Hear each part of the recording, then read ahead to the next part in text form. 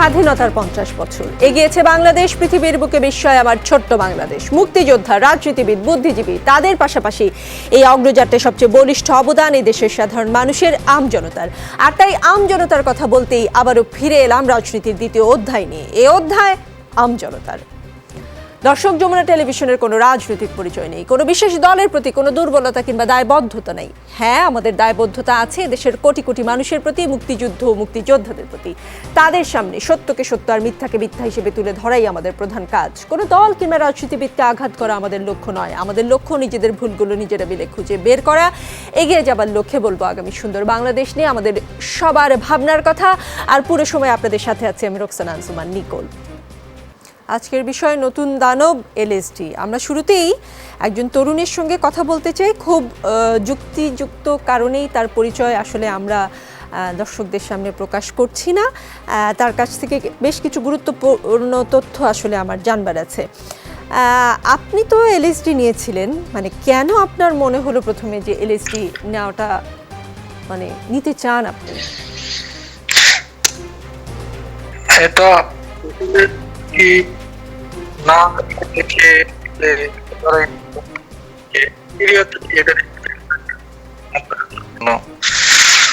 অন্য কোনো কারণ ছিল না আর কি। আমি আসলে বুঝতে পারিনি কারণটা কি ছিল।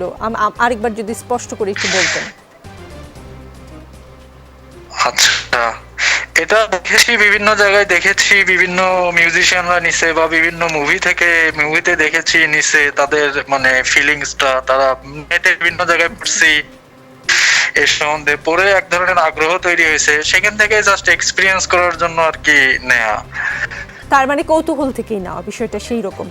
আচ্ছা, এই যে আপনি যখন নিলেন, এটা কতদিন আগের কথা, মানে কত সালের কথা আমি একটু বুঝতে চাচ্ছি। এটা 1.5 বছর আগের কথা। 1.5 বছর আগের কথা, তার মানে ঠিক 1.5 বছর আগেই কিন্তু বাংলাদেশে প্রথম এলএসডি পাওয়া যায়।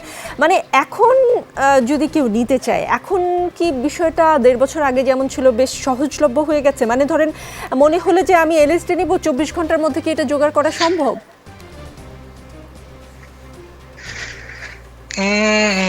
না মনে হয়, আমি সঠিক জানি না এখন, কারণ আমি আসলে তখন নিয়ে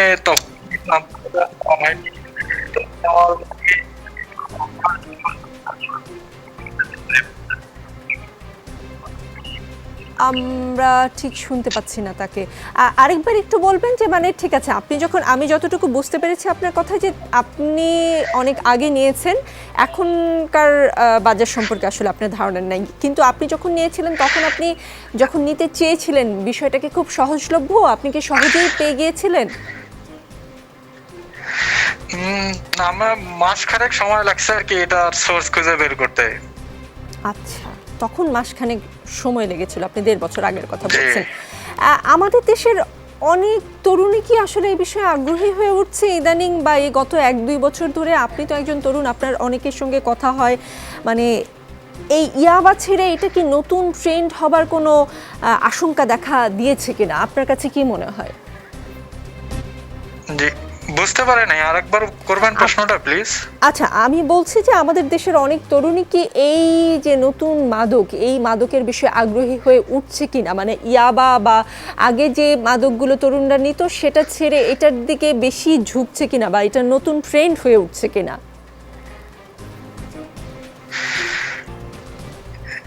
এটা তো আসলে অনেক হার্ড ড্রাগ, আমার তো মনে হয় না এটার দিকে ঝুঁকে যাবে আর কি, কারণ অন্যান্য ড্রাগ আর এই ড্রাগের মধ্যে আসলে অনেক পার্থক্য আছে।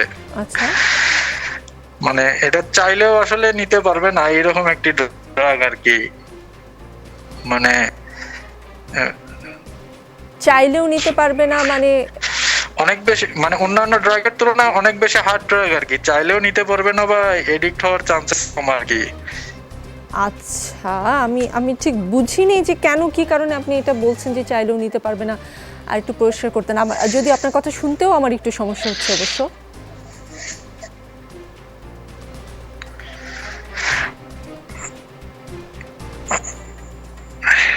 আপনি উত্তর দিতে না চাইলে আমি পরের প্রশ্নটি করছি। মানে আপনি কয়েকবার নিয়েও আপনি ছেড়ে আসতে পেরেছেন, মানে আপনি কি মনে করেন যে সবার পক্ষে সম্ভব ফিরে আসা? আপনার মতো এতটা মানসিক শক্তি কি সবার আছে? উম, এটা আসলে আমি কয়েকবার নিছি, 2-3 বার। তো নিয়ে নেওয়ার পরে এটা বললাম তো, এটা হচ্ছে অ্যাডিকটিভ কিছু না।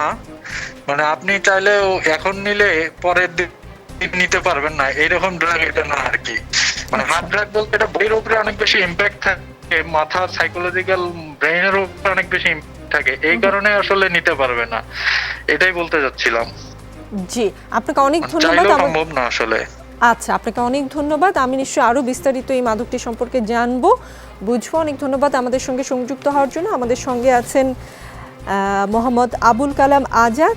তিনি একজন পেশাজীবী, তিনি একজন অভিভাবকও বটে। আমি তার সঙ্গে একটু কথা বলে নিতে চাই। জনাব মোহাম্মদ আবুল কালাম আজাদ, আপনি সহ আরও অনেকেই, অনেক অভিভাবক এই লিস্টে আতঙ্কে আছেন। আপনার মাঝেও নিশ্চয়ই আতঙ্ক বিরাজ করছে। আপনারও তো হাই স্কুল পড়ুয়া একজন ছেলে আছে আপনার ঘরে। হ্যাঁ, আমি একজন গার্ডিয়ান একটা আতঙ্কিতের মধ্যে আছি। কারণ হলো, আগে আমরা অনেক মাদকের নাম শুনেছি, যেমন ফেন্সিডিল, হেরোইন, আফিম, গাঁজা, ইয়াবা ইত্যাদি। কিন্তু এখন রিসডি নামক মাদকের নাম আমরা গণমাধ্যমের মাধ্যমে জানতে পারলাম। তা দেখে আমি নিশ্চয়ই শঙ্কিত এবং চিন্তিত। কারণ এটা খুব সহজে বহন করা যায়। আমি গণমাধ্যমে পড়েছি এবং এইসব তো মানে অনেক মানে সহজে বহনযোগ্য মাদক, এবং এগুলো নিয়ে আমরা অবশ্যই গার্জিয়ানরা চিন্তিত। জি, আপনার কোনো পরামর্শ আছে? মানে এই যে আপনার আতঙ্ক, মানে আপনার দিক থেকে, আপনার ঘরে সন্তানও আছে, আপনার কোনো পরামর্শ আছে এখন নিয়ন্ত্রক সংস্থাগুলো কি করতে পারে? হ্যাঁ, এটা আমি মনে করি যে এখন এই মাদক যেখান থেকে উৎপত্তি স্থল, যেখান থেকে এটা আসে সেই জায়গায় আগে এটা নির্মূল করতে হবে। এবং তার জন্য প্রথমে সরকারকেই বেশি এটার জন্য ভূমিকা রাখতে হবে। বাহিনী আছে, তারপরে গণমাধ্যম আছে, তারপরে গার্জিয়ানদেরকেও সচেতন হতে হবে।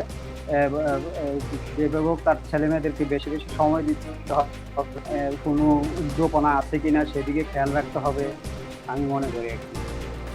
জি, আপনাকে অনেক ধন্যবাদ জনাব আবুল কালাম আজাদ। আমি সংযুক্ত করে নিতে চাই হেলাল মহিউদ্দিন সাহেবকে, অধ্যাপক রাজনীতি বিজ্ঞান ও সমাজ বিজ্ঞান, নর্থ সাউথ বিশ্ববিদ্যালয়। তার কাছে আমি একটু জানতে চাই, মানে এই মাদকটিকে বলা হচ্ছে দানব, অনেক বিশেষজ্ঞরাই বলছেন। আসলে কি এলএসডি নিয়ে ভয় পাওয়ার বা আতঙ্কিত হওয়ার কোনো কারণ আপনি দেখছেন কিনা? ধন্যবাদ আপনাকে। যে কোনো নেশা নিয়েই তো আসলে আতঙ্কিত হবার মতো অসংখ্য কারণ আছে। তো এলএসডি নিয়ে তো আমরা অবশ্যই আতঙ্কিত এবং আশঙ্কিত হব। তারপরেও আমাদের আসলে জানার জায়গাটা অনেক বেশি, আমি মনে করি যে পরিণত হওয়া দরকার। আমাদের জানার ভুলভাল থাকতে পারে, সম্ভাবনা আছে, আমার মনে হয়েছে পর্যন্ত যে কোনো ড্রাগই খারাপ। এই জন্য আমরা জানি যে সাবস্টেন্স অ্যাবিউজ বিভিন্নভাবে বিভিন্ন রকম জিনিসপত্র দিয়েও তো মানুষ নেশা করে। তো এটা খুব এক্সপেন্সিভ, প্রথম কথা। এটা সাধারণ মানুষের নাগালের বাইরে। এটা হচ্ছে একটা, আমি জানি না ভালো দিক খারাপ দিকে হতে পারে। দ্বিতীয় যেটা, সেটা হচ্ছে আমি যতটুকু জানি, আমার যতটুকু জানা হয়েছে এই পর্যন্ত এটা নিয়ে কাজ করতে গিয়ে, পড়াশোনা করতে গিয়ে, আমি যতটুকু বুঝলাম যে এটা হচ্ছে ওই আরেকজন যিনি বলছিলেন প্রথমে, কনজিউমার যিনি বলছিলেন যে এটা আসলে নন অ্যাডিকটিভ। এটাতে ডিপেন্ডেন্স তৈরি হয়ে যায় না, যে আপনার এক ধরনের সাইকোলজিক্যাল এবং ফিজিক্যাল ডিপেন্ডেন্স তৈরি হয় অনেক কিছুতে। অন্যান্য বিভিন্ন রকম মাদক আছে, সেগুলোতে আপনি পরে যদি না নেন বা এটা ডোজ না বাড়ান তাহলে অসুবিধা হবে। কিন্তু এটা হচ্ছে ওয়ান টাইম শর্ট, সম্ভবত একবার যখন নিচ্ছে একজনের এক ধরনের অনুভূতি হচ্ছে, যে অনুভূতিটা একটু অতিরিক্ত ধরনের, আমরা যেটা নর্মালি দেখি না আমাদের সাধারণ সেই রকম। এবং তারপরে হয়তো এটা মিলিয়ে গেলে শেষ হয়ে গেল। আপনাকে যে পরে আবার এটার প্রতি এক ধরনের ডিপেন্ডেন্স তৈরি হবে, নট নেসেসারি, এটা আমরাও জানি অতটুকু। আর অন্য যে বিষয়টা আছে সেটা হচ্ছে, তার মানে কি হেলাল মহিউদ্দিন সাহেব, তার মানে এত কি বলবো, আতঙ্কিত হওয়ার, অভিভাবকরা যে আতঙ্কিত, আমরা সামাজিক যোগাযোগ মাধ্যমে দেখছি, গণমাধ্যমে দেখছি, এত আতঙ্কিত হবার তাহলে কোনো কারণ নেই? না, অভিভাবকদের আতঙ্কিত হওয়ার কারণ আছে, কারণ তো অবশ্যই আছে। অভিভাবক কেন আতঙ্কিত হবেন না? আমরা অভিভাবক হিসেবে আতঙ্কিত হচ্ছে এই জন্য, চোরাচালানির জন্য এটা কি ধরনের প্রতিক্রিয়া তৈরি করছে শারীরিক মানসিক সেটা বড় বিষয় না। বিষয়টা হচ্ছে এখন তো বিশ্বায়নের যুগ, আপনার সব জায়গা থেকে আমরা নানাভাবে কানেক্টেড, ইন্টারনেটে কানেক্টেড, এবং তারা ইনফরমেশন সেখানে পাচ্ছে, তারা ওখানে দেখছে যে এটা নন অ্যাডিকটিভ, এটা তো কোনো সমস্যা হবে না, আমি একবার ট্রাই করে দেখতে পারি। উনি যেটা বললেন কৌতূহল, সেই কৌতূহলের কথাটা, এরকম অনেকে হয়তো কৌতূহলী হয়ে উঠতে পারে, কিন্তু সেই কৌতূহলী উঠতে উঠতে একে একে এটা যখন একটা মাল্টিপ্লায়ার ইফেক্টটা হবে, বিভিন্ন জনের কাছে পৌঁছাবে, তাদের বন্ধু বান্ধবের কাছে যাবে, অবশ্যই সেটা খুবই খারাপ যে কোনো অবস্থাতে। এটা শুধুমাত্র যারা সচ্ছল তারাই অ্যাফোর্ড করতে পারে সেটা প্রসঙ্গ না। প্রসঙ্গটা হচ্ছে এটা supply chain, demand and supply চেইনটা যদি আমরা ঠিক মতো ডিটেক্ট করতে না পারি, then it will become a big problem. জি, আমাদের সঙ্গে ডাক্তার হেলাল উদ্দিন আহমেদ আছেন, সহযোগী অধ্যাপক, জাতীয় মানসিক স্বাস্থ্য ইনস্টিটিউট। তার কাছে আমি জানতে চাই, এই মাদকটি নিলে আসলে শরীরে কি ধরনের প্রভাব পড়তে পারে এবং কি কি ক্ষতি হতে পারে গ্রহণকারীর? ধন্যবাদ। এই মাদকটিতে কিন্তু আমাদের একটু আগে জনাব হেলাল মহিউদ্দিন বলছিলেন, বা আমাদের শুরুতেই যে তরুণ বললেন, এটি সরাসরি অ্যাডিকশন করে কিনা। এটি নিয়ে বিষয়টা হচ্ছে, এটি সরাসরি কেমিক্যাল অ্যাডিকশন হয়তো করে না, কিন্তু এটি নেওয়ার মধ্য দিয়ে একটি মানুষ তার যে এক ধরনের মনস্তাত্ত্বিক একটা রিওয়ার্ড পায়, সেটি প্রাথমিকভাবে একটুখানি আনন্দ পায়, সেটি কিন্তু তাকে বারবার একটি বিহেভিয়ারাল অ্যাডিকশনের দিকে নিয়ে যায়। অর্থাৎ মাদকটি সরাসরি অ্যাডিকটিভ নয়, কিন্তু এটি গ্রহণ করার মধ্য দিয়ে বারবার সেটি গ্রহণ করার জন্য সে উদ্দীপ্ত হয় এবং তার শরীর ও মন এই মাদকের উপর নির্ভরশীল হয়ে পড়ে। অর্থাৎ কেমিক্যাল অ্যাডিকটিভ না হলেও বিহেভিয়ারের দিক থেকে একটি অ্যাডিকটিভ। আর এটি কি ক্ষতি করে তার জলজান্ত কিছু প্রমাণ কিন্তু আমরা বাংলাদেশে কিছুদিন আগে পেয়েছি। আর এলএসডির কথা যত আমরা নতুন মনে করছি, এটি আসলে তত নতুন ড্রাগ নয়, এটি অনেক পুরনো ড্রাগ, 1938 সালে আবিষ্কার হয়, আমরা এগুলো সবাই জানি। আমাদের সামাজিক যোগাযোগ মাধ্যমের কল্যাণ এগুলো আমরা জেনে গিয়েছি। আমরা একটি জিনিস বলতে চাই, ছোটবেলায় আমরা যখন সত্যজিৎ রায়ের যত কাণ্ড কাঠমান্ডু বইটি পড়েছি, সেই কাঠমান্ডু বইতেই কিন্তু জটায়ুকেই এলএসডি খাওয়ানো হয়েছিল এবং মগনলাল মেঘরাজি এলএসডির ব্যবসা করতেন।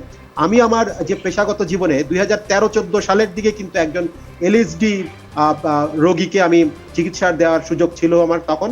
কিন্তু ভয়ঙ্কর ব্যাপার ছিল না এটাই কারণে যে তিনি তার ব্যক্তিগত উদ্যোগে, অত্যন্ত প্রভাবশালী হওয়াতে তিনি ব্যক্তিগত উদ্যোগে বাইরে থেকে সেটিকে সংগ্রহ করেছিলেন। কিন্তু এখনকার মতো যেটা দেখতে পাচ্ছি যে এই কমার্শিয়াল ইউজটা কিন্তু তখন ছিল না।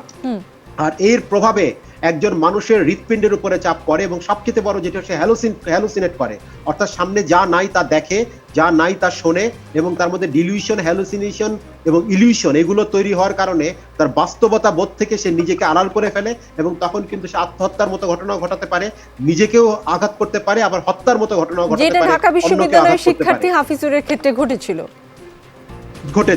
এবং এই বিষয়টির সাথে আরেকটি জিনিস বলি যে এলএসডি নিতে থাকলে এটি কিন্তু ক্রমাগত টলারেন্স লেভেল বেড়ে যায়। মানে প্রথম দিকে যেটুকু নিয়ে তার হ্যালুসিনেশন করত, যেটুকু নিয়ে সে রিক্রিয়েশনটা পেত, পরবর্তীতে তার চেয়ে বেশি মাত্রায় তাকে নিতে হয়।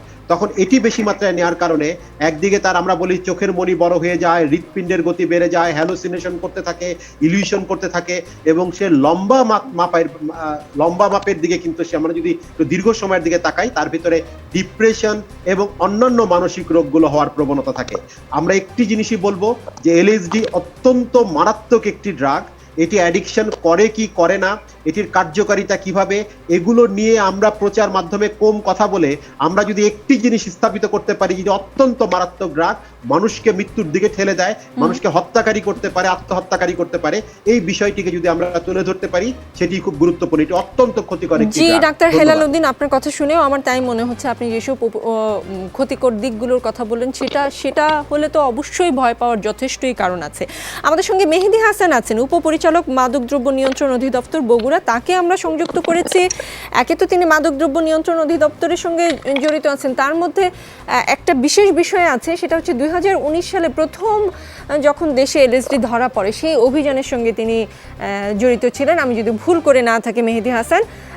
2019 সালের জুলাই ঢাকায় যখন প্রথম এলএসডি ধরা পড়লো, তারপর কিন্তু রুখতে তেমন কোনো দৃশ্যমান অভিযান বা কিছু আমরা খুব বেশি একটা দেখিনি এই 2021-এর আগে। এর মধ্যে কারবারিরা কিন্তু নিজেদের কৌশলে তাদের ব্যবসা ঠিকই বাড়িয়ে নিয়েছে। হাফিজুরের মৃত্যুর পরে মনে হচ্ছে যে সবাই আবার হঠাৎ করে খুব টনক লড়লো এবং খুব আসলে অভিযান শুরু করলো। মাদকদ্রব্য নিয়ন্ত্রণ অধিদপ্তরের আসলে এর মধ্যে কি কি দায়িত্ব ছিল আর কি কি মাদকদ্রব্য নিয়ন্ত্রণ অধিদপ্তর আসলে করলো না? আপনি তো শুরুটা করেছিলেন। ধন্যবাদ। আমরা 2019-এ মাদকের এই চালানটা ধরেছিলাম।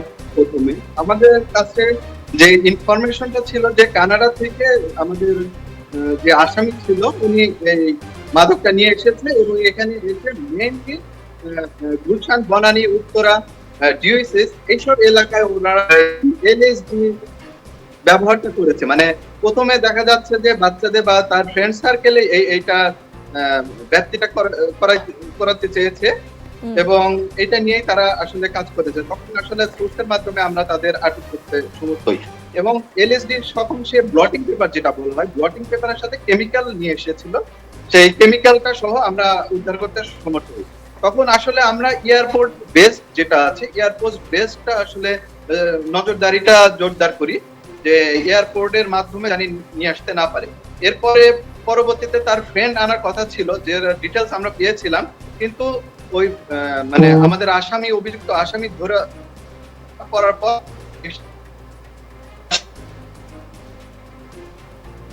আমরা কি মেহেদী হাসানকে শুনতে পাবো? সমস্যা জি জি বলেন। শুনতে বেশি আসছে যেহেতু আমাদের স্ক্যানিং এর সমস্যা, স্ক্যানিং প্রত্যেক সিগনেচার লাগে, সিগনেচার আমরা বলি ওই সিগনেচার স্পেসিফিক না। যেহেতু এলএসডি একটা নতুন ড্রাগ, এটা সম্বন্ধে আসলে আমাদের ওইভাবে ধারণা ছিল না, সেহেতু এখন কুরিয়ার সার্ভিস বা অন্যান্য সার্ভিসের মাধ্যমে আসলে এই অন্যান্য গ্রুপের এই বিশেষ করে উচ্চবিত্ত শ্রেণীর যে ছেলে পেলে আছে তাদের কাছে আসলে এই ড্রাগটা পৌঁছে গেছে। আমরা এর সাথে সাথে আরো কিছু মাদক ছিল যেটার প্রতি আমরা নজরদারি রেখেছিলাম, যেমন এই এলএসডি গ্রুপের, যেমন আপনার ম্যাজিক মাশরুম আমরা বলি, ম্যাজিক মাশরুমও আপনার এলএসডির মতোই ক্ষতিকর। এবং আমরা কিন্তু অন্যান্য এই জাতীয় মাদকগুলো আমরা সাইকোড্রলিক ড্রাগ বলছি। সাইকোড্রলিক ড্রাগ 4 ধরনের আছে, এই আসলে পৃথিবীতে পাওয়া যাচ্ছে, এখন অ্যাবিউজ শুরু হয়েছে, এগুলোর আমরা নজরদারি করছিলাম। তারপরও এই কুরিয়ার সার্ভিস বা অন্যান্য সার্ভিসের মাধ্যমে যেহেতু মেহেদী হাসান, আপনি কত মাদকদ্রব্য নিয়ন্ত্রণ অধিদপ্তর আসলে কতটা নজরদারি করছিল সেই বিষয়ে আমার সহ আমার মনে হয় আমজনতা সবারই প্রশ্ন আছে, কেন নতুন মাদক বলেই আসলে এটার প্রতি বোধহয় আরো নজরদারি দেওয়া উচিত ছিল কিনা, সেটা পরবর্তীতে যখন আপনার কাছে আসবো আপনার কাছ থেকে সেই বিষয়ে পরিষ্কার ধারণা পাবার আমি চেষ্টা করব। আমাদের সঙ্গে আছেন AKM হাফিজ আক্তার, অতিরিক্ত কমিশনার, ঢাকা মহানগর গোয়েন্দা পুলিশ। তার কাছ থেকে আমি জানতে চাই, হঠাৎ করে নিশ্চয়ই নতুন মাদক আসেনি, মানে আসলো আর তরুণদের হাতে পড়ে গেল, বিষয়টা এমনও না। মানে মাদক কিভাবে কোন রুট দিয়ে দেশে আসছে সে বিষয়ে আগে থেকেই গবেষণা থাকলে কি আমাদের জন্য এটা প্রতিরোধ করা সহজ হতো না? না, আমাদের এখানে আমাদের একজন সমাজবিজ্ঞানী আছেন, একটু আগে আমরা ডাক্তার মহিউদ্দিন সাহেবের কথা শুনেছি। মাদক দ্রব্য কিভাবে আছে, যখন ফাঁক ফোকর থাকে সেটা দিয়ে মাদক দ্রব্য ঢোকে। এখানে আমরা জানি যে সামাজিক স্ট্রাকচার যেটা, সেটা কিন্তু প্রতি 5-6 বছর পর পর চেঞ্জ হতে থাকে, নতুন নতুন প্রযুক্তি প্রবেশ করে। এখন কিন্তু ই-কমার্সের যোগ, আর করোনাকালে এটা আরো বৃদ্ধি পেয়েছে। আমরা সবাই এখন বাসা বাড়িতে কিন্তু ওই ইসের মাধ্যমে, ই-কমার্সের মাধ্যমে বেচা কেনার মধ্যে চলে গেছে। এটা কিন্তু আমাদের যে বর্তমান যে যুগে চলছে এটি, এবং এটা কিন্তু আমি নেগেটিভলি বলবো না, দেখা গেল যে অধিকাংশই আমাদের জন্য ভালো। এটা গ্রে এরিয়া ধরেই কিন্তু এই ধরনের ঘটনাগুলি ঘটে যাচ্ছে। আমরা যে লাস্ট যে চালানটা পেলাম কয়েকদিন আগে, সেটি কিন্তু আপনি নেদারল্যান্ড থেকে এসেছে, এক ব্যবসায়ী নেদারল্যান্ড থেকে এসেছিল। প্রথমে যে যারা এনেছে বিপণন, তারপরে যেভাবে হলো এটাকে ক্রয় করলো, যেভাবে টেলিগ্রাম অ্যাপস ইউজ করে পেপল মেইলের মাধ্যমে পেমেন্ট দিয়ে তারপরে তারা পার্সেলের মাধ্যমে এনেছে। তো এই যখন এই ধরনের ঘটনা ঘটে, আমরা ওই যে একটি আত্মহত্যা ঢাকা বিশ্ববিদ্যালয়ে যে বিষয়টি ঘটেছে সেটারই সূত্র ধরতে গিয়ে কিন্তু আমরা এখন এটা পেয়েছি। আমাদের ডাক্তার সাহেব বলেছেন যে সেটাও সত্য যে এলএসডি কিন্তু নতুন কোন ড্রাগ না, 1938 ফার্স্ট যখন হলো, তারপরে কিন্তু বাংলাদেশে গত শতাব্দীর 80s এর দিকেও কিন্তু বেশ কয়েকটি ঘটনা ঘটেছিল এলএসডি সংক্রান্ত। তারপরে কিন্তু এটা বন্ধ হয়ে গিয়েছিল, কারণ ওই যে প্রথম যে বক্তা ছিলেন, যে একজন এলএসডি সেবক ছিলেন কিছুদিনের জন্য, তারপরে চলে গেল। আমাদের কিন্তু একটা জিনিস জানানো উচিত, আমরা ধরেছি আমাদের টিএফপির মতিঝিল ডিভিশন ধরেছে, ধরার পরে দেখা গেল যে মিডিয়াতে ছেলেগুলি অনেকটা সেলিব্রিটির মতো হাত তুলে তুলে চলে গেল। তার মানে যারা সেবন করছে তারা কিন্তু তাদের মাথায় নেই এটা একটা আইনগত ভাবে একটা অবৈধ জিনিস, এবং এটি খেলে একটা দৃষ্টান্তমূলক শাস্তি হতে পারে বাংলাদেশের প্রচলিত আইনে, কারণ এটা একটি অবৈধ বিষয়, অবৈধ মাদক, এবং এর মধ্যে কথায় উঠে আসলে এটাকে অনেকে বলে লাস্ট স্টেজ অফ ড্রাগ, মানে শেষ পর্যায়ের ড্রাগ। কারণ আপনি যেটা আমার প্রশ্ন করেছিলেন যে এটা কি 19 সালে মাদকদ্রব্য অধিদপ্তর একটি মামলা করেছেন, আমরা এখন করেছি। আমাদের এই বিষয়গুলি কিন্তু এখন সাইবার প্যাট্রোলিং এ আমরা কাজ করছি। এখন ইদানিং কালে বেশ কিছু অপরাধ ঘটে যাচ্ছে কিন্তু সাইবার ইন্টারনেটের মাধ্যমে। কারণ আপনি দেখেন আমরা যেটা বলা ইন্টারনেটের সারফেস ওয়েব যেটা হলো মাত্র 4%, 96% বলে এটাকে ডার্ক ওয়েব বলে। এটার মধ্যে দিয়ে ড্রাগ আসে, অনেক জায়গায় ইলিসিট ড্রাগ, অনেক ধরনের খারাপ গেম আসে, যেটা তো মানুষ মারা যায় অনেক জায়গায় আর্মসের বিজনেস। এই জগৎগুলিতে আমরা কিন্তু এখন সাইবার, সাম্প্রতিককালে একটি ঘটনা ইন্ডিয়াতেও ঘটেছে, এটাও দেখেন, আমরা কিন্তু সাইবার প্যাট্রোলিং এর কারণে কিন্তু আমাদের তেজগাঁও ডিভিশন হয়েছে, ঢাকার মগবাজারে একটা ছেলে মেয়ের একটি রেপ এবং একটা বিভৎসকর একটি দৃশ্য বেঙ্গালোরে ডিটেক্ট হলো। তা আমরা কিন্তু এই প্যাট্রোলিং এর করতে গিয়েই আমরা এলএসডি বিষয়গুলি কিন্তু আমরা পেয়ে গেছি। কিন্তু হাফিজ আক্তার, আমাকে একটু বলবেন, এই যে ডার্ক ওয়েবে এসব মাদকের বাজার বসে, আপনি নিজেও বললেন, মানে সেখানে নানা মাধ্যমে দাম চুকানো হয়, তারপর কুরিয়ার সার্ভিসের মাধ্যমে তা বিভিন্ন দেশে আসলে পাঠানো হয়, বিষয়টা এইরকমই আমি যতটুকু জানি। এইভাবে যারা মাদক কেনেন সবাই উচ্চশিক্ষিত এবং বিত্তশালী। এই বিষয়টাকে কি চ্যালেঞ্জ হিসেবে মনে করছেন যে তারা যারা আসলে নেয় এবং যারা বিক্রি করে তারা আপনাদের চেয়ে স্মার্ট, আপনাদের চেয়ে কোনো কারণে কি বলবো প্রভাবশালী হতে পারেন? এটা কি আপনাদের জন্য চ্যালেঞ্জ মনে হচ্ছে কিনা? কেউ স্মার্ট হয়ে যদি অবৈধ কোনো কাজ করে, আমাদের কাজগুলি তাদেরকে চেঞ্জ করা, আমরা তারই ধারাবাহিকতায় কিন্তু আমরা কাজ করে যাচ্ছি। এখানে ধরেন যখন যে ক্রয় বিক্রয় বা টেলিগ্রাম অ্যাপস, এগুলি কিন্তু সিকিউর অ্যাপস ব্যবহার।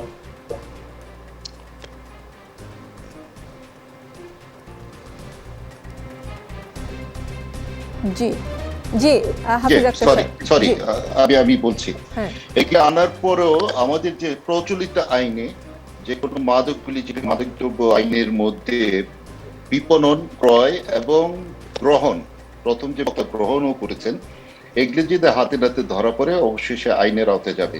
আমরা এখন এই ধরনের মাদকগুলি একভাবে তো হয় না, এগুলিতে একটা গ্রুপ তৈরি করা হয়, গ্রুপ তৈরি করে তারা বিক্রি করে যে কোনো এই ধরনের ঘটনাগুলি। তো আমরা এখন তাদেরকে খুঁজছি কারা এই গ্রুপের সদস্য। এটা আমার এখন যেটা হলো ড্রাস্টিক অ্যাকশনে আমরা আছি।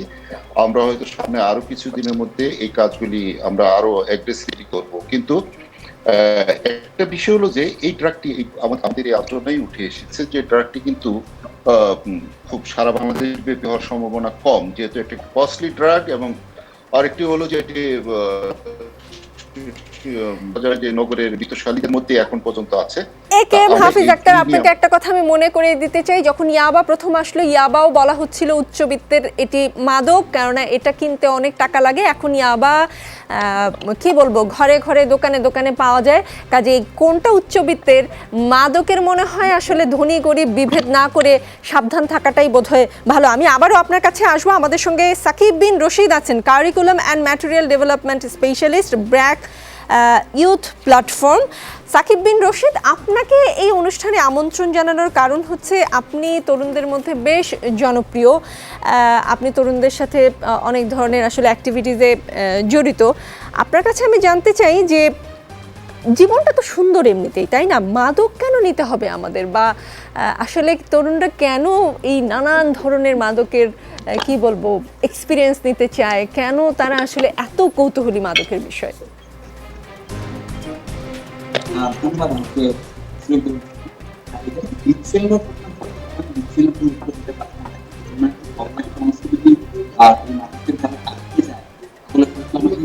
সাকিব বিন রশিদকে আমি ঠিক মতো শুনতে পাচ্ছি না। আমার কথা শুনতে পাচ্ছেন এখন? এখন পাচ্ছি। আমি বলছিলাম যে যদি বিচ্ছিন্ন ঘটনা একজন দুজন একটা বিচ্ছিন্ন না আসলে খুব বেশি স্পষ্ট না সাকিব বিন রশিদ। আমরা তাহলে একটা কাজ করি, আমরা একটা বিরতি নেই, বিরতি নিয়ে ফিরে এসে আপনার কথাটা শুনি, কারণ আপনার কথাটা স্পষ্ট না। আমি চাই স্পষ্ট করে আপনার কথাটা শুনতে। আপনারা দেখছেন আমজনতা, একটা বিরতি নিয়ে ফিরছি একটু পরেই। দর্শক, আপনারা দেখছেন আমজনতা, আজকের বিষয় নতুন দানব। আমি হেলাল মহিউদ্দিন সাহেবের কাছে যেতে চাই, তার কাছ থেকে আমি একটু জানতে চাই, আজকে এই অনুষ্ঠানের বিষয়বস্তু যখন ঠিক করছিলাম তখন সাংবাদিক হিসেবে বা গণমাধ্যম হিসেবে আমার একটা কথা মাথায় এসেছে, আসলে গণমাধ্যম হিসেবে আমাদের ভূমিকা কী হওয়া উচিত। যেমনটা এলএসডি নিয়ে অনেক কথা হচ্ছে, তার পাশাপাশি এই কথাটিও হচ্ছে যে গণমাধ্যম এত বেশি করে এই নামটি বলছে যে এতে করে আসলে যারা জানতো না তারাও জানছে, এবং এতে করে আসলে যারা উৎসাহিত ছিল না তাদেরকে গণমাধ্যম উৎসাহিত করছে। এক্ষেত্রে আসলে আমাদের ভূমিকা কি হওয়া উচিত? একজন সমাজবিজ্ঞানী হিসেবে আপনি কি বলবেন যে আমরা প্রচার করলেও আসলে কোন তরিকায় প্রচার করতে পারি? খুবই গুরুত্বপূর্ণ প্রশ্ন। আমি জানি না উত্তরটা ঠিক মতো হবে কিনা। আমার মনে হয় যে গণমাধ্যমকে দোষ দেওয়ার কিছু নেই। গণমাধ্যমের একটা ট্রেনিং থাকে, প্রশিক্ষণ থাকে, এবং গণমাধ্যম যেভাবে উপস্থাপন করছে আমরা এ পর্যন্ত দেখেছি ঠিকই আছে। এটুকু উপস্থাপন না করলে এই নয় আসলে, কারণ এলএসডি আমাদের এখানে একটা নতুন প্রপঞ্চ, যেহেতু এটা অনেককে সচেতন করার জন্য দরকার।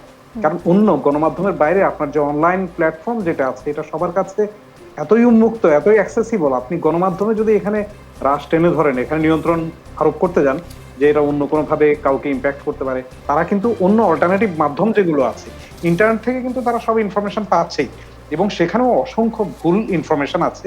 ওখানে বরং আপনার সেন্সরশিপ কম, ওখানে এডিটিং আরো কম, ওখানে এডিটোরিয়াল কিছু নাই, যে কেউ একটা ব্লগ খুলেই করতে পারে, সেটা বরং বেশি রিস্কি। তার চেয়ে আপনারা যদি দায়িত্বশীল সাংবাদিকতা আমরা যেটাকে বলি, শুধুমাত্র সাংবাদিকের দায়িত্ব না, এই বিষয়টা হচ্ছে আসলে একটি পরিপূর্ণভাবে আমাদের, আমি মনে করি একটা সামাজিক দায় আমাদের সবার, যতগুলো সেক্টর এটার সাথে ইনভলভ, আমরা যেটাকে স্টেক হোল্ডার্স বলি, আমাদের পুলিশ ডিপার্টমেন্ট আছে, ডিবি আছে, আপনারা আছেন, অভিভাবকরা আছে, সবাই মিলে আসলে একটা কম্পোজিট, আমরা একটা সোশ্যাল, এটাকে যদি মুভমেন্ট আকারে না দেখতে পারি তাহলে এটা কন্ট্রোল করা খুব ডিফিকাল্ট। শুধুমাত্র আমরা সংবাদপত্রকে দায়ী করে কোনো লাভ হবে না। আপনারা যেভাবে উপস্থাপন করছেন আমার মনে হয় ঠিকই আছে। এই যে আজকে যে আলোচনাটা করছেন এখান থেকে কিন্তু অনেক কিছু আমাদের হয়তো আসলে আমাদের আলোচনার আজকে উদ্দেশ্যই কিন্তু এটা, যে এটা নিয়ে আসলে আমাদের সবার কতটুকু উদ্বেগ আশঙ্কার কারণ আছে, কি কি পদক্ষেপ আমরা নিতে পারি, সেটাই আসলে আলোচনা করে সবাই মিলে এক ধরনের সিদ্ধান্তে উপনীত হওয়ার জন্য আসলে এই আলোচনা।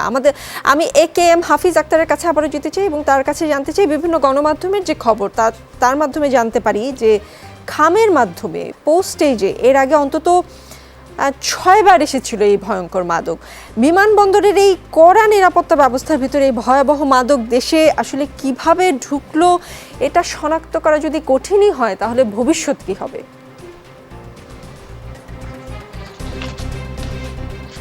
না, এটা তো মাল্টি অর্গানাইজেশনাল একটি বিষয়। এখানে বিমানবন্দর তো আপনার আমাদেরও করে, সবাই মিলিয়ে করে। তবে যখনই বললাম যে এখানে প্রযুক্তির একটু গ্রে এরিয়া পাই, সেই দিক দিয়েই কিন্তু এগুলি প্রবেশ ঘটে। আমাদের হলো যে যখনই একটা ঘটনা ঘটে তখন, যেহেতু একটা মামলা হয়েছে, এখন আরো সতর্কতার সাথে এটা আমাদের আগানো উচিত। সেটা হলো যে এটা পার্সেলের মাধ্যমে আসছে। আমরা আপনাদের মাধ্যমে জেনেছি এখনো যে কুরিয়ার সার্ভিস গুলিকে সেইভাবে নীতিমালায় আসে নাই, সম্ভবত কিছুদিনের মধ্যে এসে যাবে। যেভাবে আসুক, এটা যাতে না আসে সেই বিষয়গুলি সবার, এটা যেহেতু ই-কমার্স আছে, ই-কমার্সের মধ্যে আমরা এখন যেটা পাচ্ছি সাম্প্রতিককালে প্রচুর প্রতারণা হচ্ছে, প্রচুর এই যে এইভাবে ড্রাগ এসে যাচ্ছে, এটা একটা নিয়ম। এখন একটা প্রযুক্তি নতুন নতুন ব্যবহার হয়, যখন এটার গ্রে এরিয়াগুলি বের হয়, এগুলোকে আস্তে আস্তে আরো স্ট্রিমলাইনে এনে এগুলিকে আরো সুন্দর করা উচিত। তো এই এলএসডির যে বিষয়টা, এটি আপনি একটু আগে প্রশ্ন করেছিলেন আমাদের মহিউদ্দিন ভাইকে, বা আমার সিনিয়র ভাই, গণমাধ্যমে আপনার যে প্রচারটা করছেন সেটা কিন্তু প্রচারের মূল জায়গাটা থাকা উচিত আমাদের, যে এটা একটি বিপজ্জনক ট্রাক, এটি পরিবার, আমাদের বিশ্ববিদ্যালয় অধিকাংশ ছাত্র ছাত্রী যারা আছে, আমি বলবো তারা ড্রাগ এডিক্টেড না, তারাও এটাতে এগিয়ে আসবে, টিচার্স আসবেন, সবাই মিলে যাতে আমাদের প্রজন্ম, নতুন প্রজন্ম যারা ভবিষ্যৎ নাগরিক, তারা যেন এগুলিতে আসক্ত হয়ে না যায়, তার জন্য ব্যবস্থা করা। আর যেটা হল এটাও প্রচার করা, এই ড্রাগ বিষয় না, সে নিজেও জানে না যে এটাতে বিচারে কি হবে সেটা সে আমি বলতে পারবো না। তবে এটার জন্য বিচারে কিন্তু বড় ধরনের শাস্তিমূলক দৃষ্টান্তমূলক শাস্তি হয়েও যেতে পারে, সম্ভাবনা থাকে। আমরা চাই না আমাদের প্রজন্মরা নতুন এইসব ড্রাগ নিয়ে শাস্তির সম্মুখীন হোক। আর আমাদের কাজটি হলো সবাই মিলে আমরা চেষ্টা করব, কারণ এই ড্রাগটি কিন্তু ইউরোপে আমেরিকাতে যে আমাদের একজন বলেছেন যে এগুলি তো ইউজ হয়, এটা ওয়ার্ল্ডে অন্যান্য অনেক ড্রাগ আছে। আপনি দেখেন ক্যানাবিনাস, গাঁজা অনেক দেশে এটা লিগ্যাল আছে, অ্যালকোহল অনেক বেশি লিগ্যাল আছে, কিন্তু এলএসডি কিন্তু ওয়ার্ল্ডের কোথাও লিগ্যাল নেই। আমেরিকাতেও কিন্তু এটা লিগ্যাল ড্রাগ। সবাই মিলে এই ইলিগ্যাল ড্রাগটাকে যাতে আমরা আমাদের সন্তানরা ব্যবহার করতে না পারে, ডিমান্ড এবং সাপ্লাই দুই জায়গায় আমাদের কাজ করতে হবে। সাপ্লাই মানে আসে যেটা, এটা বন্ধ করতে হবে। আবার ডিমান্ডও যেখানে হচ্ছে তারা গ্রুপ সৃষ্টি করে অনেক বাড়িয়েছে। একটা বিষয় আমাকে পরিষ্কার করেন, যদিও আমি এখন আপনাকে খুব বেশি স্পষ্ট যে শুনছি তা না, বাট আপনি একটা বিষয় স্পষ্ট করেন যে রাজধানীতে 15টা গ্রুপ এলএসডি বিক্রি করে আসছে, এবং এটা আপনাদেরই তথ্য, আপনাদেরই প্রদত্ত তথ্য থেকে আমরা সেটা জানতে পেরেছি। মানে গোয়েন্দারা টেরও পেল না যে 15টা গ্রুপ রাজধানীতে এরকম একটা মাদক বিক্রি করছে। হাফিজুরকে মরতে হলো এই ঘটনাটা জানবার জন্য। একটি ঘটনা ঘটলে তখন এটা অনুসন্ধান করতে গিয়ে তো আমরা পেয়েছি, আমরা কাজ করছি সামনে যাতে আর এই ধরনের ঘটনা না ঘটে। এইগুলি হলো যে এই ড্রাগটির আমাদের ড্রাগের সব এখানে আছে, এটাকে বলে ট্রিপ বলা হয়। একবার নিলে একটা ট্রিপ বলে, ব্যাড ট্রিপ আছে। দেখা গেল যে 5-6টা গুড ট্রিপ হয়ে গেলে সেই অনুভব ব্যাড ট্রিপ, তখন তার ভিতরে ভয়ঙ্কর কোনো কিছু এসে যায়, ব্যাটারি বাসার সম্ভাবনা খুব বেশি। আর আরেকটা বিষয় হলো, এটা আপনি যে প্রশ্নটা আমাকে করেছেন যে আমরা কিন্তু ঘটনা 19 সালের পরে 21 সালে পেলাম, মাঝে আপনি একটি ড্রাগ যে সেবন করছে তোমরা, এটা কিন্তু সাম্প্রতিক কালে এসেছে। এগুলি প্রচলিত, ইদানিং এটা যেন আর বেশি প্রচলিত নয় তা নিয়ে আমাদের কাজ করা হচ্ছে। এটা খুব প্রচলিত ড্রাগ ছিল না বাংলাদেশে। আপনি একটি বিষয় বলেছেন না আমার কথার মাঝখানে, যেটা হলো যে এটা আমি বলেছি যে এখন পর্যন্ত আমরা যা পেয়েছি প্রচলিত ড্রাগ নয়, প্রচলিত হোক সেই আশঙ্কার দিকে আমরা আসলে যেতেও চাই না। আমি একটু ডাক্তার হেলাল উদ্দিন আহমেদকে সংযুক্ত করে নিতে চাই, এবং তার কাছে আমি জানতে চাই যে মানে ধরেন স্বাদ নেই, ঘ্রাণ নেই, গন্ধ নেই, বাবা মারা কিভাবে বুঝতে পারবে যে তার সন্তান এরকম একটা মাদকে আসক্ত? মানে কিভাবে বোঝা সম্ভব? ধন্যবাদ। আমি আমাদের প্র্যাকটিস লাইফ থেকে, আমার ক্লিনিক্যাল এক্সপিরিয়েন্স থেকে বলি, সবার আগে কিন্তু বাবা মারাই বুঝতে পারেন তার সন্তান মাদক নিচ্ছে। আসক্ত তো পরের ব্যাপার, নেওয়ার ঘটনা কিন্তু বাবা মারা সবার আগে বুঝতে পারেন। কিন্তু বুঝতে পারার পরেও তারা কিন্তু ব্যবস্থা নেওয়া, চিকিৎসকের কাছে নেই, এই বিষয়টিতে অনেক দেরি করে ফেলেন। বেশিরভাগ বাবা মাই দেরি করেন। খুব কয়েকজন আছেন যারা সচেতন হয়ে সাথে সাথে চিকিৎসার জন্য আসেন, বেশিরভাগ বাবা মারাই দেরি করে ফেলেন। আমরা বলবো সন্তানের আচরণের পরিবর্তন দেখে বুঝতে হবে, তার চিন্তার পরিবর্তন দেখে বুঝতে হবে, তার আবেগের পরিবর্তন দেখে বুঝতে হবে। কয়েকটা খুব কমন লক্ষণ ইদানিং সবাই বলে, কিন্তু আমরা বলি এটা খুব ভয়াবহ লক্ষণ। সেটি হচ্ছে যে রাতে জেগে থাকছে এবং দিনের বেলা ঘুমাচ্ছে। এই একটি লক্ষণ আপনার সন্তানের ভেতর আছে কিনা, যে সারা রাত জাগছে আর দুপুর 2টা-3টা পর্যন্ত ঘুমাচ্ছে, এরকম লক্ষণটি আপনি দেখছেন কিনা। সে খাবার টেবিলে বসে খাচ্ছেন না, প্লেট নিয়ে ঘরের দরজা বন্ধ করে খাচ্ছে, এটিও একটি লক্ষণ আপনার মনে রাখতে হবে। তার মেজাজটি খিটখিটে হয়ে গেছে, সে রাগ করছে, ধুমধাম দরজায় বাড়ি দিচ্ছে, কারণে অকারণে টাকা চাচ্ছে, এবং আগের শান্ত সুবোধ ছেলেটি হঠাৎ করে খুব আগ্রাসী হয়ে উঠেছে। তার নতুন নতুন বন্ধু বান্ধব তৈরি হচ্ছে, আগের বন্ধু বান্ধবের সাথে সম্পর্ক নষ্ট হচ্ছে, তার চিন্তার ভেতরে অস্বাভাবিকতা দেখা দিচ্ছে, তার ভেতরে কোনো আবেগ নাই, মানুষের দুঃখে তার দুঃখ হচ্ছে না, পরিবারের সদস্যদের দুঃখে সে দুঃখিত হয় না, পরিবারের সদস্যদের আনন্দে সে আনন্দিত হয় না, সামাজিক যোগাযোগগুলো কমিয়ে দিচ্ছে, সত্যিকারের সামাজিক যোগাযোগ আর কি, বিয়েতে যাওয়া, দাওয়াতে যাওয়া, এগুলো কমিয়ে দিচ্ছে, সামাজিক যোগাযোগ মাধ্যমে বেশি থাকছে, ঘন ঘন মোবাইলের সিম পরিবর্তন করছে, ঘন ঘন মোবাইলের নাম্বার পরিবর্তন করছে, প্রায়শই বাসায় এসে বলছে আমার মোবাইল হারিয়ে গেছে, আমার এটা হারিয়ে গেছে, আমার টাকা হারিয়ে গেছে। এই বিষয়গুলো যখন বাবা মারা দেখতে পাবেন, তখন কিন্তু আমি বলবো বাবা মাদেরকে সতর্ক হতে হবে। আমরা বলি যে আমরা কিন্তু জানি, আমরা চিকিৎসক হিসেবে জানি, আমরা যদি আইন শৃঙ্খলা রক্ষাকারী বাহিনীর মতো জোর দিয়ে বলতে পারি না বাবা মাকে, কিন্তু আমরা বলি একটুখানি, হয়তো একটু মনটা খারাপ করে বলি যে আপনি যখন বুঝতে পেরেছিলেন 3 বছর আগে আপনার ছেলে গাঁজা খায়, তখন কেন চিকিৎসার জন্য আনেন নাই? আজকে যখন সে পুলিশের হাতে ধরা পড়েছে, যখন তাকে ছাড়িয়েছেন, তারপরে চিকিৎসার জন্য এনেছেন, তখন তারা বলেন সামাজিক লোকলজ্জার কারণে আনতে পারেন। এই ট্যাবুটা, স্টিগমাটা আমাদের ভাঙতে হবে। আমাদের কাছে মনে করতে হবে যে পুলিশের কাছে ধৃত হবার আগেই, আইন শৃঙ্খলা রক্ষাকারী বাহিনীর কাছে ধরা পড়ার আগেই, দেয়ালে পিঠ থেকে যাবার আগেই, কোনো বড় অপরাধে জড়িয়ে পড়বার আগে, আত্মহত্যা বা হত্যার মতো ঘটনায় যাবার আগেই আপনি যখনই জানবেন যে আপনার সন্তান কোনো না কোনো মাদক নিচ্ছে, আরেকটি জিনিস আমি আশ্বস্ত করতে চাই, মাদক নেয়া মানেই কিন্তু সে আসক্ত হয়ে যাওয়া নয়। সুতরাং সন্তান মাদক নিচ্ছে বলেই তাকে আসক্ত ভেবে আপনি ভয় পাবেন না, সামাজিক লোকলজ্জায় পড়বেন না। সে নিচ্ছে, এই নিতে নিতে সে আসক্ত হয়ে যাবে। সুতরাং আপনি যখনই জানবেন সে নিচ্ছে, তখনই আপনি তাকে চিকিৎসার আওতায় নিয়ে আসবেন, জি এবং ডাক্তার তখনই সাহেব, আপনি আসলে সচেষ্ট হবেন। এই সন্তানের আহ্বানটি আমি জীবনের জানাই। চেয়ে তো আর সামাজিক লোকলজ্জার ভয় আসলে বড় হওয়া উচিত না, তাই না? আমাদের সঙ্গে সাকিব বিন, একদমই উচিত না, হ্যাঁ একদমই উচিত না। অবশ্যই সাকিব বিন রশিদকে মনে হয় এবারে শুনতে পাবো। তার কাছে আমি যেটা জানতে চেয়েছিলাম যে তরুণরা কেন এলএসডির মতো ড্রাগ নেয়, আপনি আসলে কি শুনতে পান? আসলে যদি একজন দুজন হতো তাহলে আমি একটা বিচ্ছিন্ন উত্তর দিতে পারতাম, কিন্তু প্রজন্মের এত বড় একটা অংশ যেহেতু এটার মধ্যে জড়িয়ে যাচ্ছে, নিশ্চয়ই বড় কোনো একটা কারণ আছে। আমি যদি এই প্রজন্মের কারণটা বলি, একটা বড় কারণ হচ্ছে আমাদের শৈশবটা বদলে গেছে। আমাদের কৈশোরটা, আমাদের তারুণ্যটা 90-এর দশকে, 80-এর দশকে যা ছিল, কিংবা গ্রামীণ জীবনে যা ছিল, তা এখন আর নাই। আমাদের খেলার মাঠগুলা নাই, আমাদের অন্যান্য আমাদের তরুণদেরকে এঙ্গেজ রাখার যে এভিনিউ গুলা, সেই এভিনিউ গুলা দিন দিন কমে এসছে, এবং এই কারণটাতে এন্টারটেইনমেন্ট গুলো অনেক বেশি ঘর কেন্দ্রিক হয়ে যাচ্ছে। 4 দেয়ালের মধ্যে বদ্ধ হয়ে আমরা অনেক বেশি টেলিভিশন কনজিউম করছি, এবং এই টেলিভিশন এন্টারটেইনমেন্টের মধ্যে বসে থাকতে থাকতে বিরক্ত হয়ে নতুন অ্যাভিনিউ অফ এন্টারটেইনমেন্ট খুঁজতে গিয়ে মানুষ ড্রাগের দিকে এগিয়ে যাচ্ছে। আমরা অনেক আগের থেকে দেখবেন যে মাদকের বিপরীত কি? মাদকের বিপরীত হচ্ছে ক্রীড়া, খেলা। মাদকের বিপরীত হচ্ছে গান। মাদকের বিপরীত হচ্ছে কুইজ, বিতর্ক, আবৃত্তি, ললিত কলা। এগুলো হচ্ছে মাদকের বিপরীত।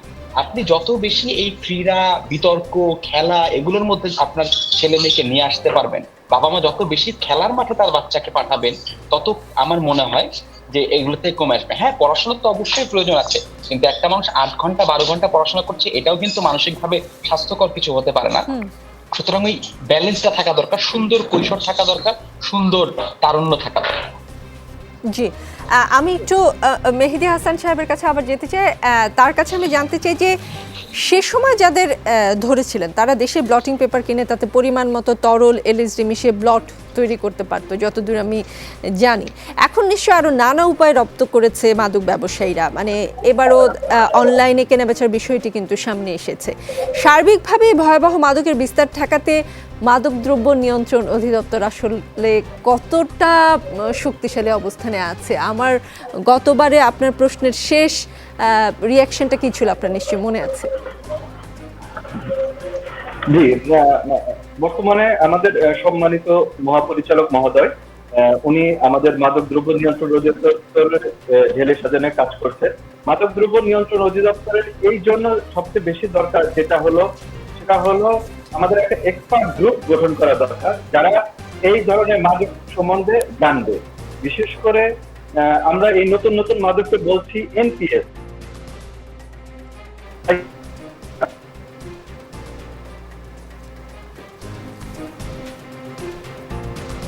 মধ্যে এই ড্রাগ গুলোকে এক্সপার্ট গ্রুপ হিসাবে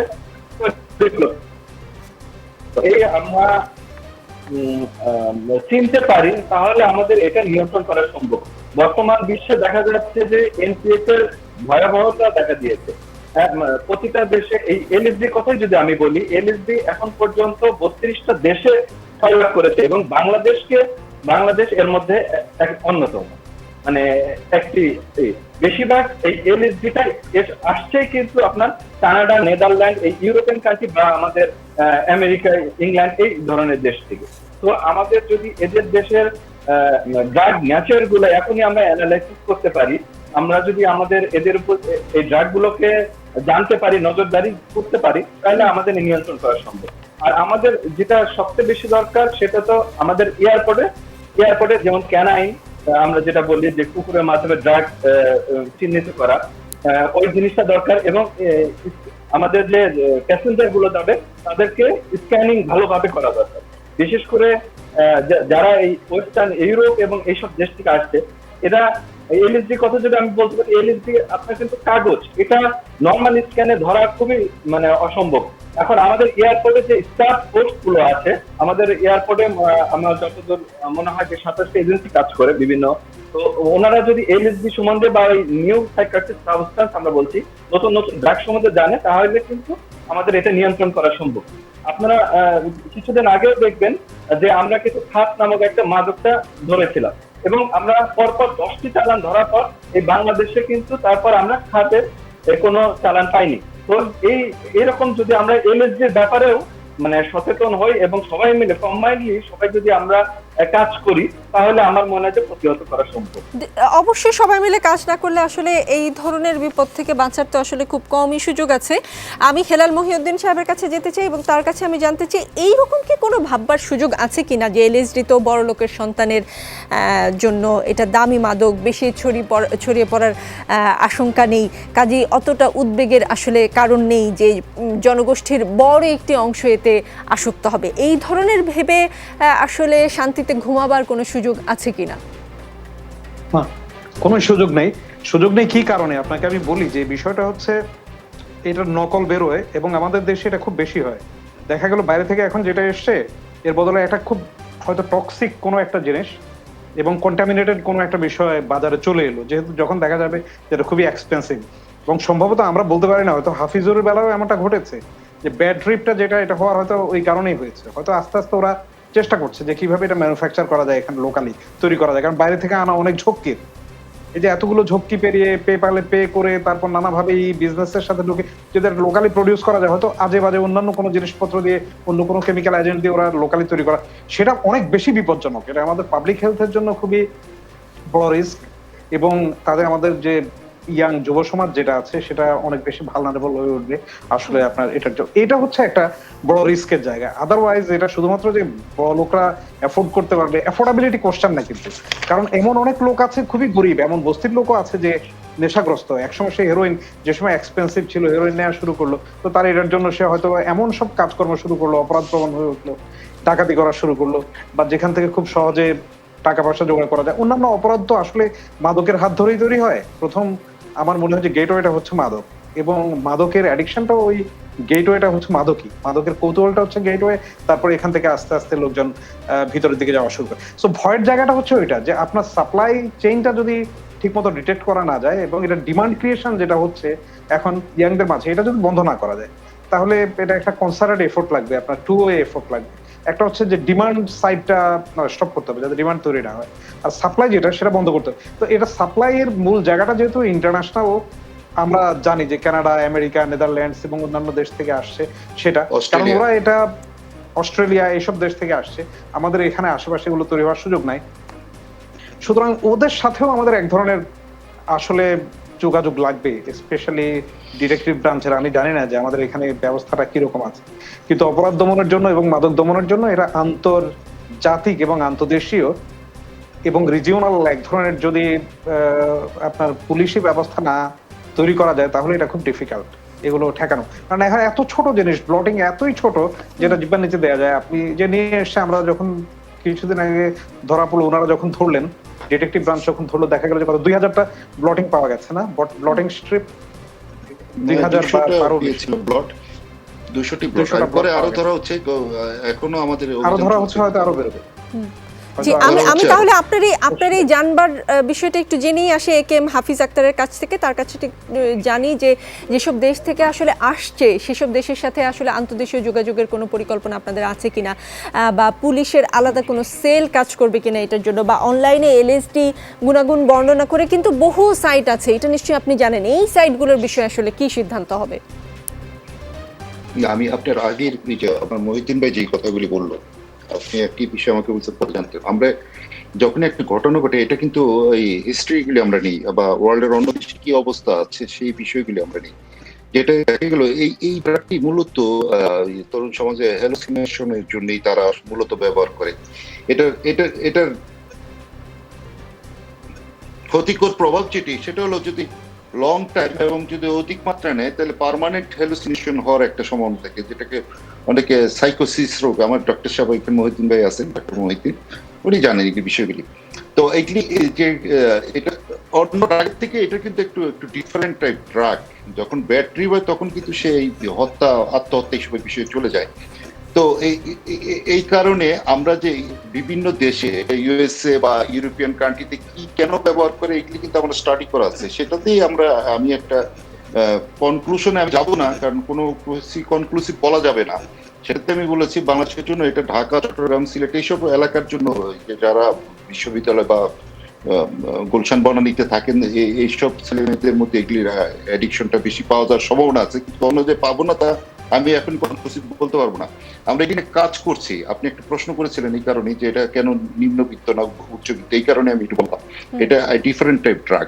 আর যেটা হলো যে এটি নিয়ে যেহেতু আমরা এখন পেলাম, এটা আর্লি 80s-এও বাংলাদেশে প্রবেশ করেছিল একবার মাদকদ্রব্য অধিদপ্তরের 19 সালের যেটা ঘটনা, সেটা আমার সম্ভবত এটা অস্ট্রেলিয়া থেকে এসেছিল।